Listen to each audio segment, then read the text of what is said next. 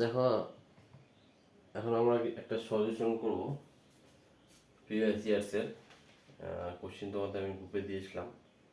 First কোশ্চেনটা দেখো, ওটা একটা তোমার পাজেলের মতো। যেমন ওখানে বলেছে রাহুল, কুসুম, সমীর, মিহির। দেখো চারটা নাম দেওয়া আছে। কোশ্চেনটা আমাদের পড়তে হবে প্রথমে তোমাকে। দেখবো রাহুল ওখানে কোন কোন সাবজেক্ট পাস করছে কোন দেখাচ্ছে। রাহুল দেখবা, রাহুল আছে হিন্দিতে পাস করেছে, ম্যাথে পাস করেছে, বায়োতে পাস করেছে বা বায়ো নিয়েছে, পাস করেছে বলতে বা সাবজেক্ট হিসাবে নিয়েছে। তারপরে কুসুম সেরকমভাবে, কুসুম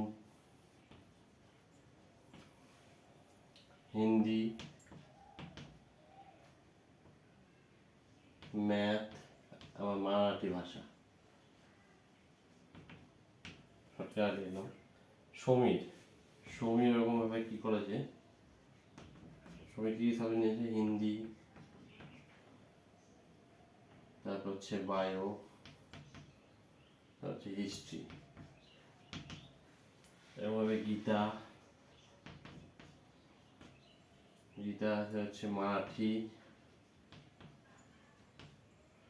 তারপরে math, bio, history. Mihir history, bio. পুরো যে পাজেলটা দেওয়া আছে, একটা পাজেল বলতে এরকম ধরনের থাকে। সেখান থেকে দেখা গেল রাহুল কী কী নিয়েছে, হিন্দি, ম্যাথ, বায়ো। কুসুম নিয়েছে হিন্দি, ম্যাথ, মারাঠি। সমীর নিয়েছে হিন্দি, বায়ো, হিস্ট্রি। গীতা নিয়েছে Marathi, math, bio, history. Mihir নিয়েছে হিস্ট্রি এবং বায়োলজি।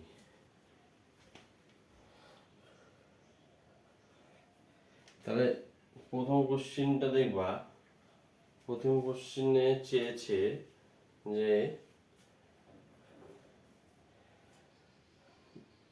কি চেয়েছে, Marathi, math, biology, history. Math, biology, history এই চারজনের মধ্যে কে, অপশন দেওয়া আছে, এই চারজনের মধ্যে কে এই সাবজেক্টগুলো নিয়েছে।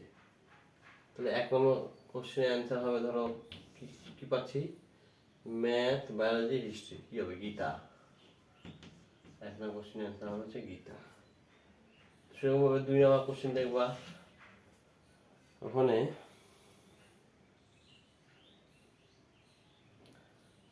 গীতা বা এ নাম্বার অপশনটা হবে। কোশ্চেনটা একটু দেখে নিও। দুই নম্বরে হবে সি নাম্বার অপশনটা, তিন নম্বর হবে বি নাম্বার অপশনটা। মিলিয়ে নিও।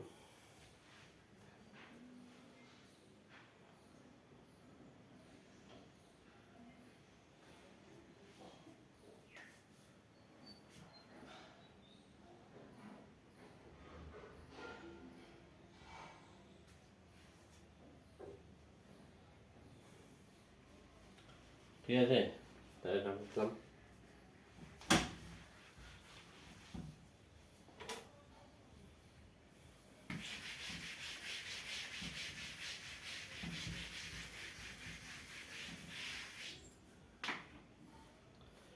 তারপরে তুমি আমার কাছে তো কোশ্চেনগুলো এখন নাই, যেগুলো আছে আমি তোমাকে করাচ্ছি, দেখি। যেমন ধরো 7 নম্বর কোশ্চেনটা, 7 নম্বর কোশ্চেনে বলছে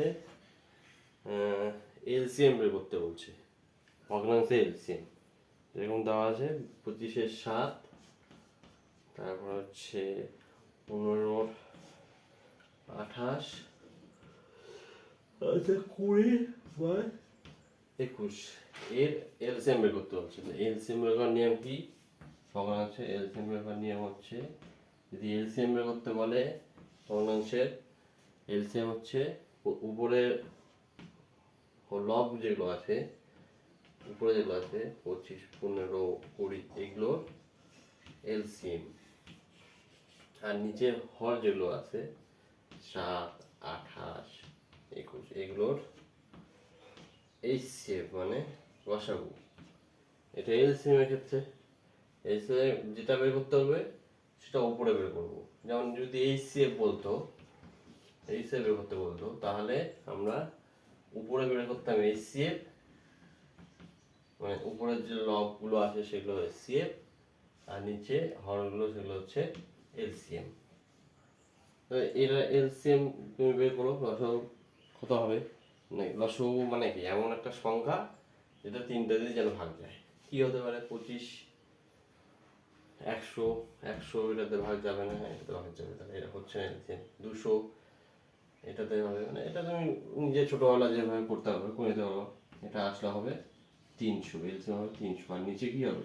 একটাই কমন 7, তাহলে এই ভগ্নাংশ তিনটা এলসিএম হচ্ছে 300/7।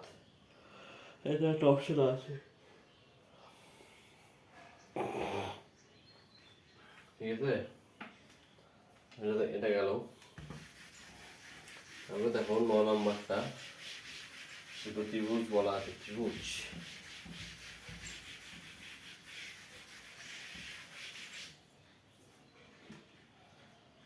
দুটো ত্রিভুজ বলা আছে কি, এরকম দুটো ত্রিভুজ বলা আছে ত্রিভুজ পাশাপাশি আঁকো। বলা আছে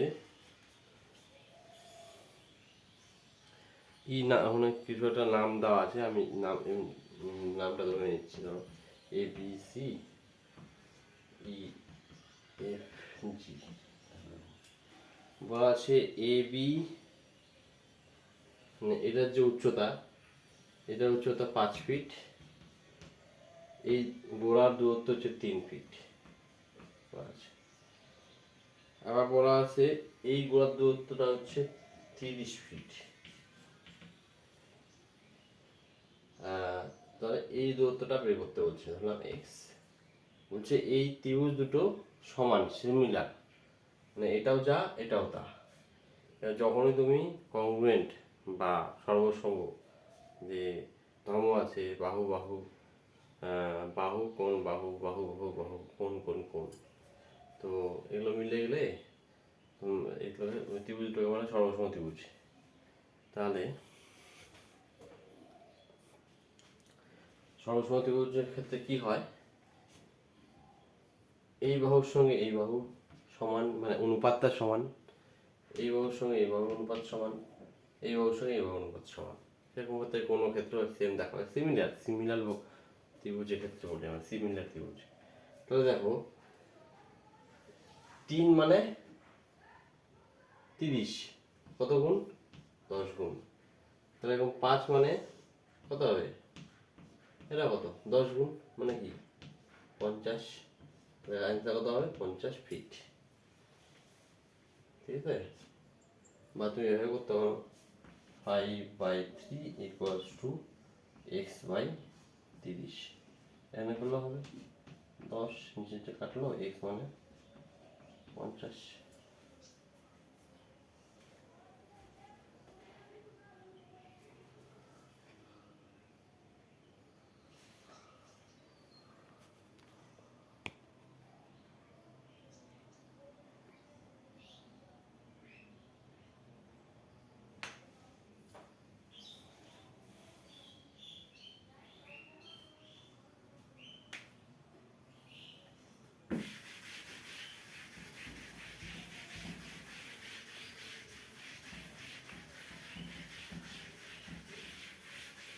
তারপর দেখো 10 নাম্বার কোশ্চেনে কি বলা আছে যে 3টি চেয়ার এবং 2টি টেবিল একসঙ্গে কত টাকায় কিনলো? 700 টাকায়।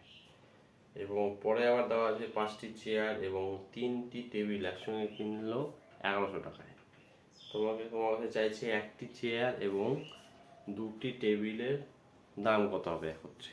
আমি কি ইকুয়েশন আমি পাচ্ছি দেখো, সেটা লিখি, সোজা অঙ্ক, কোনো অসুবিধা নেই। 3টি চেয়ার সি লিখলাম, প্লাস 2টি টেবিল, এই দুটো মিলে মোট দাম হচ্ছে 700, ঠিক আছে? এবং 5টি চেয়ার প্লাস 3টি টেবিল, এটা হচ্ছে 1100, এত টাকা কিনলো। তোমার কাছে চাইছে কত, একটি চেয়ার প্লাস দুটি টেবিল, এর মোট দাম কত? ঠিক আছে,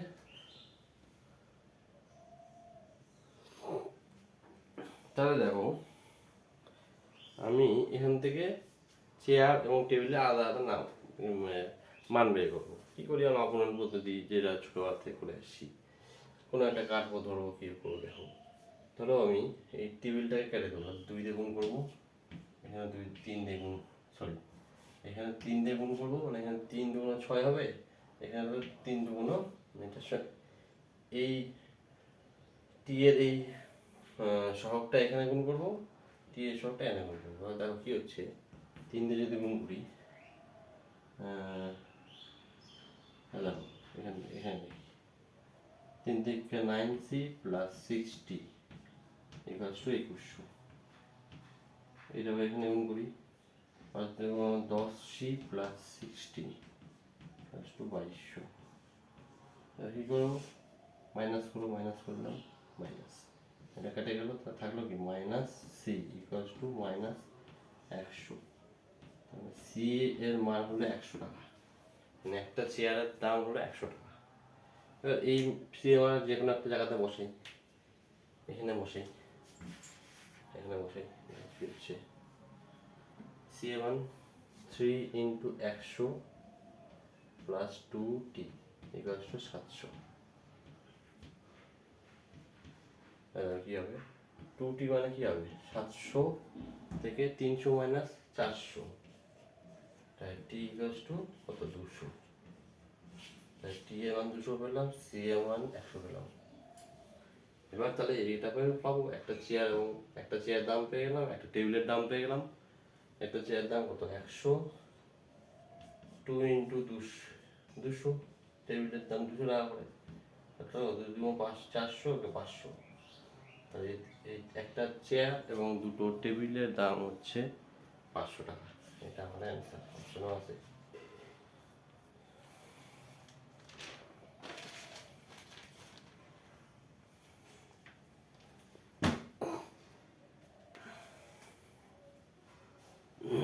এরকমই কোশ্চিন আছে, কিছু আরও আছে, পাটিগণিত বেশি আছে কোনো সময়।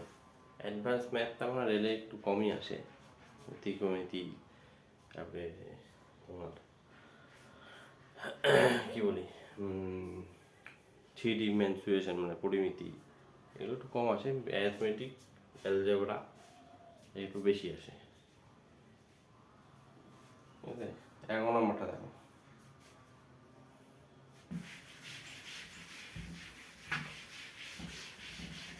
আমার বলছে দুটো সংখ্যা দেওয়া আছে, না দুটো সংখ্যার হচ্ছে এলসিএম দেওয়া আছে হচ্ছে 210, এইচসিএফ মানে লসাগু দেওয়া আছে 210, গসাগু দেওয়া আছে 35। সংখ্যার মধ্যে একটা সংখ্যা দেওয়া আছে হচ্ছে 105, হচ্ছে অপসংখ্যাটি কত। আমরা সূত্র জানি বা সূত্র মনে রাখতে হবে, HCF into LCM equals to কত, প্রোডাক্ট অফ টু নাম্বার, মানে সংখ্যা দুটোর গুণফল ইকুয়ালস টু সেই সংখ্যা দুটোর এইচসিএফ মানে গসাগু এবং লসাগু গুণফলের সমান। সব তোমাকে দেওয়া আছে। এইচসিএফ দেওয়া আছে 210, এই সরি এলসিএম দেওয়া 210, এইচসিএফ 35, প্রোডাক্ট মানে গুণ, যে কোনো একটা সংখ্যা দেওয়া আছে 105, একটা সংখ্যা আমরা জানি না, এইভাবে লিখলাম। এখানে দেখো 105 দুগুণ 210, এইচ টু উত্তর, এটা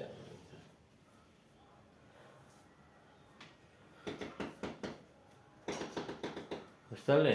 HCF into LCM equal to product of দুই সংখ্যার গুণফল। ছোটবেলা আমরা পাটিগণিতে পড়েছি। ঠিক আছে, তারপরে দেখো ভালো কোশ্চেন আছে 12 নম্বর। 12 নম্বর কোশ্চেন যেটা আছে সেটা আমরা শর্টকাট নিয়ম দেখবো, চ্যাপ্টার ওয়াইজ শিখবো। আচ্ছা তোমাদের আমি একটা ট্রেলার দেখাচ্ছি কী ধরনের কীভাবে করতে হয়।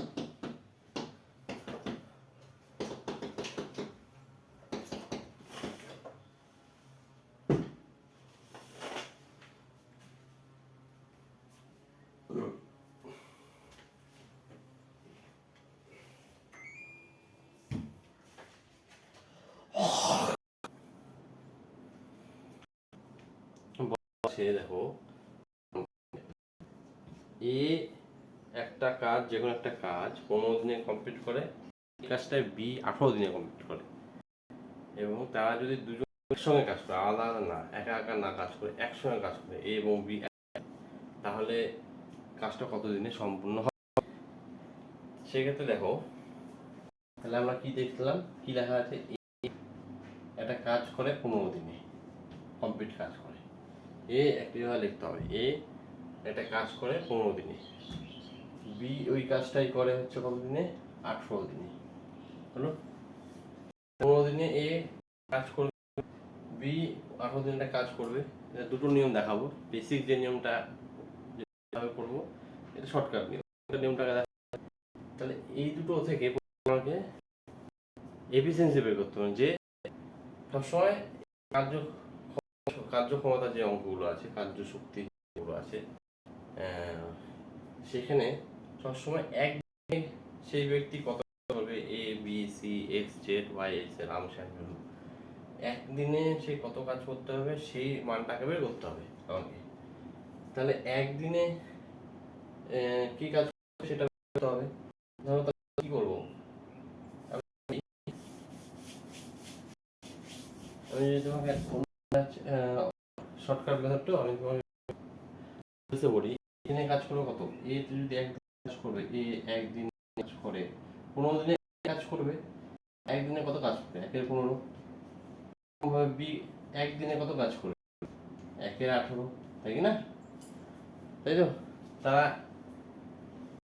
কি হলো, এ একদিনে কাজ করবে 1/15 অংশ, বি একদিনে কাজ করবে 1/18 অংশ। তাহলে এ এবং বি হচ্ছে একদিনে কাজ করবে কত, একদিনে কাজ করবে কত, 1/15 প্লাস 1/18, এরকম হবে, ঠিক না?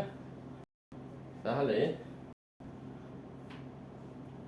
এখান থেকে ক্যালকুলেশন করবো, ক্যালকুলেশন করে একদিনে কত হবে দেখো, 30 90 ক্যালকুলেশন, 90 হবে 6 5, মানে একদিনে সে 11-র 90 অংশ কাজ করে, বুঝতে পারলে? একদিনে সে 11-র 90 অংশ কাজ করে, ঠিক আছে? তাহলে একদিনে 11-র 90 অংশ কাজ করে, তাহলে 11-র 90 অংশ কাজ করবে একদিনে। আমার কত কাজ করতে বলছে একত্রে, সবসময় এক, টোটাল কাজ মানে এক, তাহলে এক অংশ কাজ করবে কত দিনে, 1/11-90, মানে এটা উল্টে যাবে, মানে 90 সবসময় বেশি দিন হবে, 90/11 দিনে। এইটা একটা মেথড, এটা হচ্ছে বেসিক মেথড বলে, এইভাবেই অঙ্ক প্রথমে শেখানো হয়, এটা হচ্ছে বেসিক মেথড। এবার এটা বাদ দিয়ে আমরা এখন শর্ট মেথডটা কি দেখবো, দেখো এটা বুঝলাম।